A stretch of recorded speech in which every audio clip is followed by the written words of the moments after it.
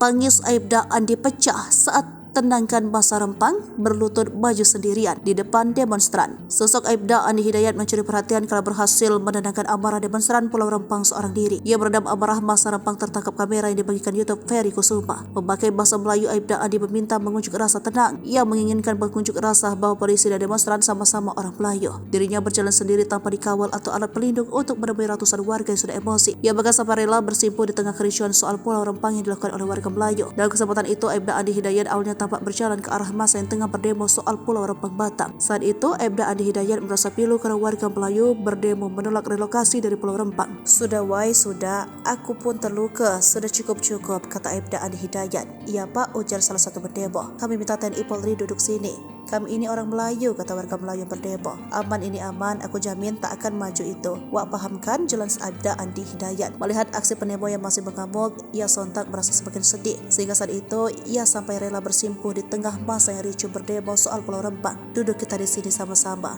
Tolong Wak ya, jangan bikin kita berantem. Aibda Andi Hidayat yang masih dicecar kemarahan massa sontak melontarkan janji. Ia mengaku akan menjaga para warga Melayu agar tetap aman apabila mau bekerja sama. Sabar, istighfar dulu. Itu takkan maju, tak akan tembak. Awak jamin, tapi kita sama-sama jaga. Aku jamin anggotaku tak ada yang nembak. Tapi duduk dulu, aku suruh duduk. Ujar Aibda Andi Hidayat berjanji. Hidup Melayu, kalau kami boleh duduk di sini kami duduk sama-sama. Tapi tanya kawan kami hendak kepastian, katanya. Selain itu, Aibda Andi Hidayat juga menjelaskan soal relokasi yang dilakukan pemerintah terhadap Pulau Rempang.